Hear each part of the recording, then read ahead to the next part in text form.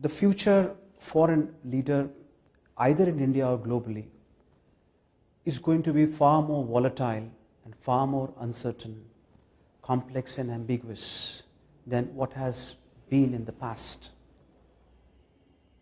In other words, we are living in a VUCA world where we will be confounded with ever-increasing volatility and uncertainty in our business world. In addition to this growing chaos, I think there are some trends which are clearly visible. The first trend that I see for the future is the growing global imbalance. Today, the developing world or the emerging economies constitute more than 50% of the global GDP on a purchase parity basis.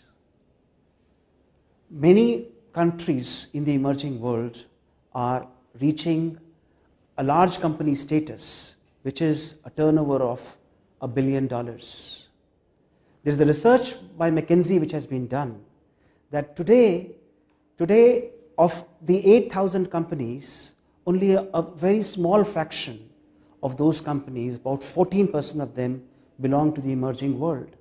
But by 2025, it is estimated that 7 out of the 10 new companies that happen, 7,000 new companies which come between now and 2025, will be from the emerging world.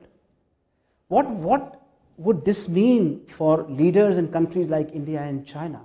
It would mean that these people would now need to be having a far better and a sharper global outlook than what they possessed in the past.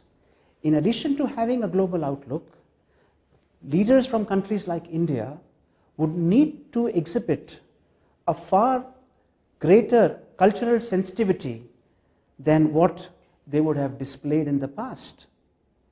As also, they should be ready for greater global mobility.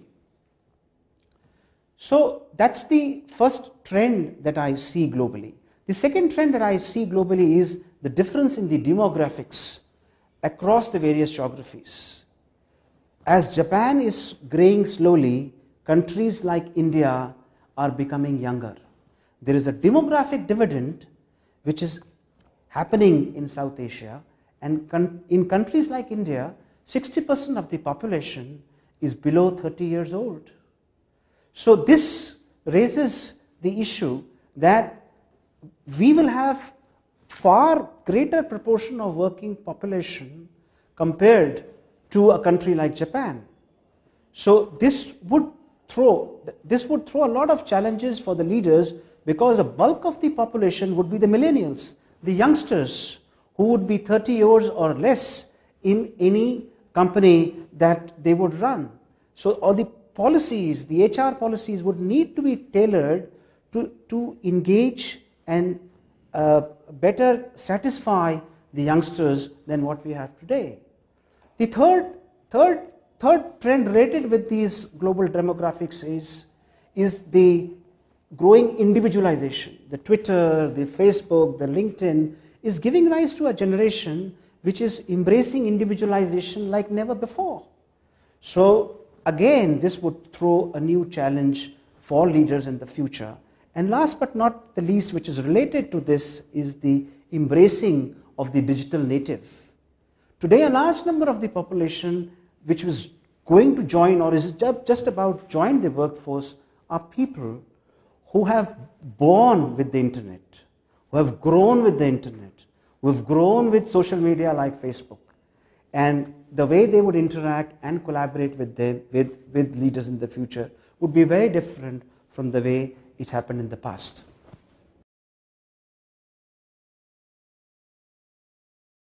So the first thought that comes to my mind is the ability to take decisions under this uncertain environment.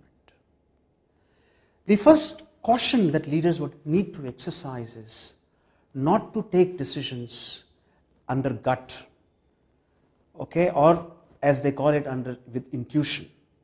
The decisions would need to be measured, And also the second trap that they should not get into is that the past experience may not be the best guide for the future outcomes. What leaders would need to do is create a culture of constructive skepticism and surround themselves with people who will, number one, challenge them, and number two, and more importantly, provide them with multiple perspectives. In the Indian context, if I were to take it further, this would mean a big change, a big shift, because traditionally Indian society has been very reverential. We don't normally in our households challenge our elders. So it is the trick and the skill of the leader to encourage dissent and invite suggestions from people, even though this may not fit into his or her line of thinking. I will now go on to the second point in terms of the skills of a future leader. And I call this that the future leader would have to be a telescope as well as a microscope. He will need to operate out of both the lenses. No longer is one lens sufficient. He has to be far-sighted and he has to be near-sighted. He has to be able to see the big picture, see the trends which no one is able to see, and also should be rooted in reality, should have his or her feet firmly planted on the ground and see the reality under intense magnification. The third point is on authenticity or quiet transparency. The days of a rock star, a celebrity CEO or a celebrity leader are well and truly over. No longer in this changing environment would organizations be dependent on one or two people at the top for strategy. I think we are well entering, and that has been discussed along detail, we are well entering into an era where collaboration is the new mantra. Working along with the people is the new recipe for success. The leader will have to be more authentic. He will not have all the answers, but he should have the ability to ask the right questions. And also the humility to accept some of his or her vulnerability. The fourth point is the leader needs to be a tri-sector athlete. What I mean by tri-sector, she would have to straddle the public domain, the private domain, and the social domain. So a lot more transparency is coming from the regulatory framework. The regulatory framework is becoming more transparent, is demands greater transparency, as it becoming much more robust. And then we are seeing the rise of civil movement. Look at the rise of Anna Hazare. Look at the rise of the Aam Aadmi Party in Delhi, which is making a huge impact on the way politics is done in this country. This will have a very big impact on how ultimately the business is conducted, because they will demand accountability from the business. They will demand transparency from the business, and the business leader would need to be ready for doing that. The next point which I want to make is that, and that's the last point, is that leaders would need to be able and adept at fighting fires much more frequently than what they have done in the past. There would be a new fire almost every day, and leaders would need to have the calmness of mind, the courage of conviction and thought to deal with these everyday fires. it will be quite a challenge to take time out to think about business strategy, to think about developing people, to think about leading people when there are so many fires to be put out. In short, leaders would need to be superhuman beings.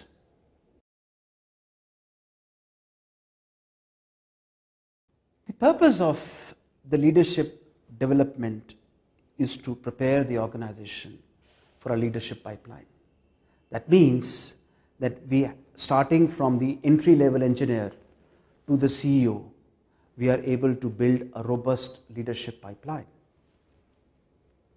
Now, what is the basis of this leadership pipeline? Or what are the various stages in this leadership pipeline? The base of the leadership pipeline is the individual contributor. So these are the young, intelligent, analytical engineers that we have, let's say in L&T, who form the backbone of the organization. This is the large mass of people with about 4 to 5 years of experience.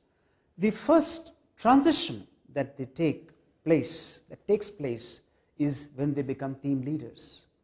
So at this stage, they need to learn how to measure performance, how to build teams, how to develop teams, how to coach, how to motivate. All these skills become very important at this level of leadership. The next transition in the leadership pipeline happens from a team leader to a functional leader.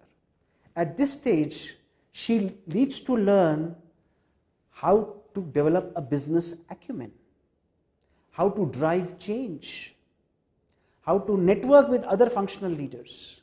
Again, we repeat the same process through mentoring, proper job selection, through classroom training.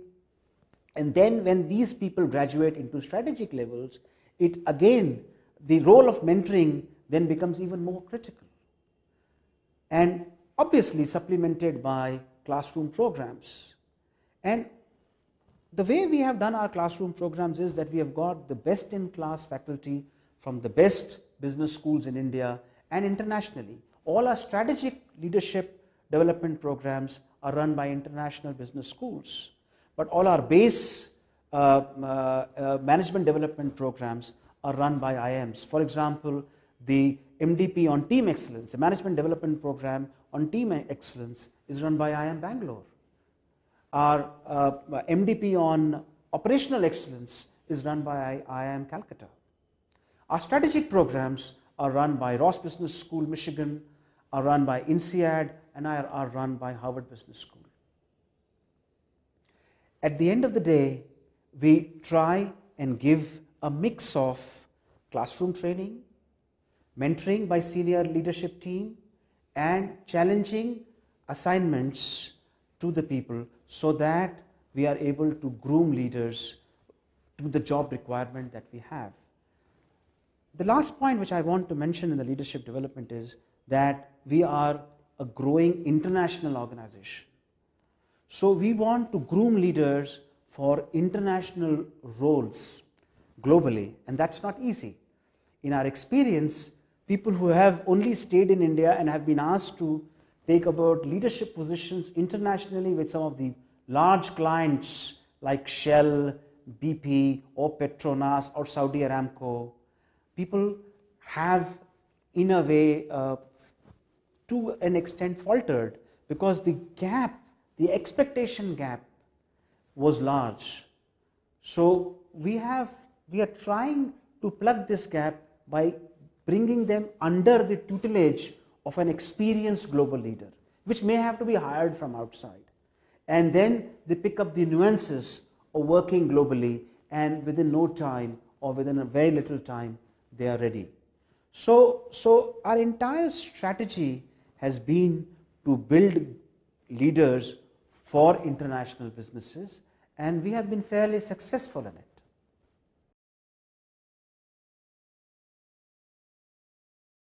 So one of the most important tools, useful tools that we have found out with our experience is the breakthrough learning project, the BLP as we call it. The advantage of using a technique like BLP is that you are doing this in a controlled environment, and it allows the participant to experiment without any downside. So there are no major risks if the decision clicks or does not click. But it gives him relevant lessons if he were to jump into the real world. So how does this BLP work? BLP, Breakthrough Learning Project, is a project which is thoughtfully given to an individual to meet a business need as well as an individual need. So the individual need comes out of the 360 degrees appraisal, and the business need comes from the business that he is in. And it has to be smart, obviously. Okay? So let me give you an example. We had an individual who was working in construction, but who was high potential, and we wanted to give him an international experience. So we gave this individual a project to write a feasibility report about entering the CIS and the African market. So he traveled, he went to countries like Turkmenistan and prepared an entry strategy for L&T into these countries.